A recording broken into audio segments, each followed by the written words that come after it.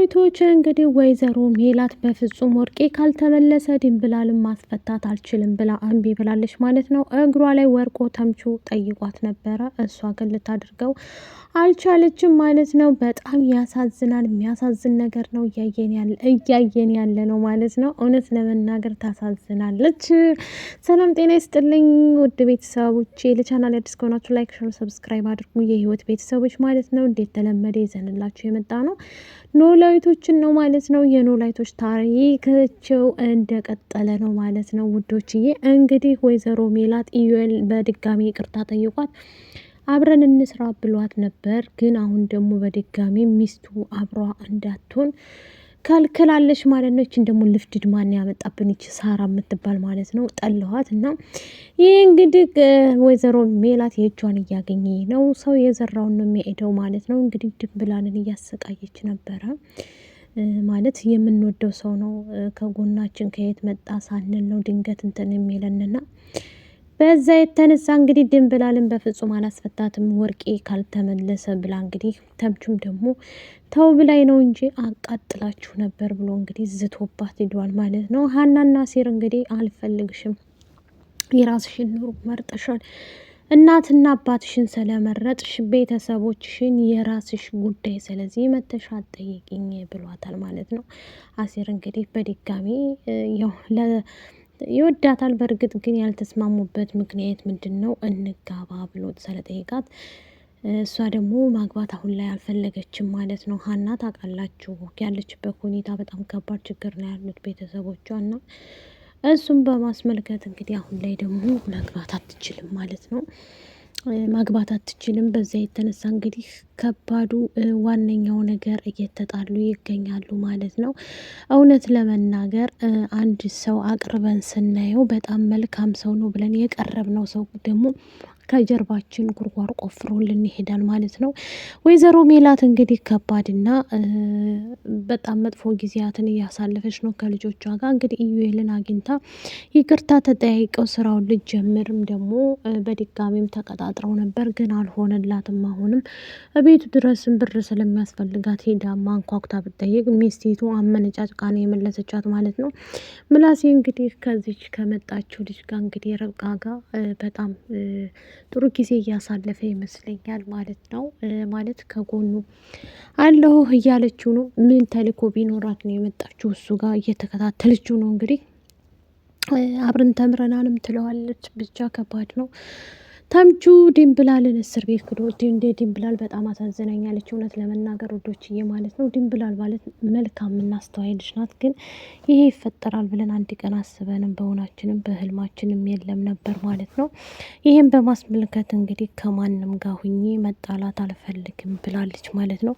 ኢዩኤልም ደግሞ በጣም ከባድ ጊዜያትን እያሳለፈ ይገኛል። ሚስቱ የኔ ቤተሰቦች ምሳ ጠርተው እናንተ ከወይዘሮ ሜላት ጋር ትጃጃላለሁ መተው የሆነ ነገር እንትን አትልም ወይ? ለሷ ብለህ ነው ወይ የኔን ስልክ ያጠፋው ብላ እንግዲህ በጣም ጮሃና ተናዳለች ማለት ነው።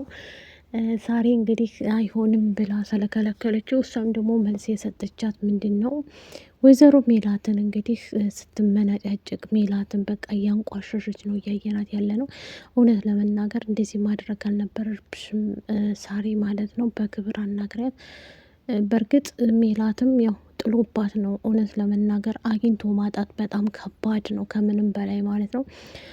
እንግዲህ ሀናና ሰላምዬ ድንብላልን ክደው ጠይቀዋት ነበረ። እንድትፈታም ጥረት እያደረጉ ነው ማለት ነው። እማዬ መጥፎ ነገር ነው የሰራችው ስትላቸውም ድንብላል ቅንነቷ አሁንም ቢሆን እንትን አላለም ማለት ነው። ወደ ቅንነቷ እንግዲህ እየተናገረች ነበረ።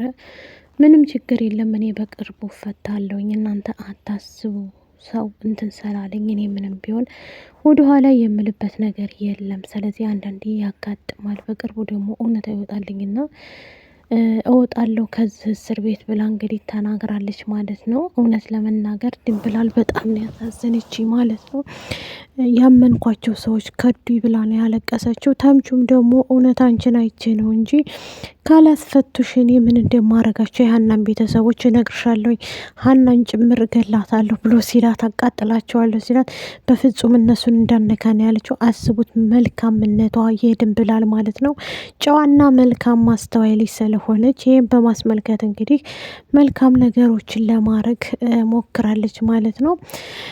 ተምቹም አሁንም ቢሆን ስለ ሀና አሲር ሲያወራው አይፈልግም ማለት ነው። ምንም ነገር ስለ ሀና መስማት አልፈልግም፣ የራሷ ጉዳይዋ፣ እኔ ምን አገባኝ እያለ እንግዲህ እውነት ለመናገር አሲርም ሀናን አሁን ደግሞ በድጋሚ ድንብላልን ጠይቃ ከመጣች በኋላ መንገድ ላይ አግኝታው ነበር። ግን ልታወራው ፈልጋ እናውራ ስትለውም በፍጹም ምን የምናወራው ነገር የለም፣ ስለዚህ ቁጭ ብለን እናውራ ተረጋግተንም ስትለው አልፈለገም። ብቻውን ሲሆን ደግሞ ሀና ሀና ይላል አሲር ማለት ነው። እንግዲህ ትተዋት ሄዷል ማለት ነው።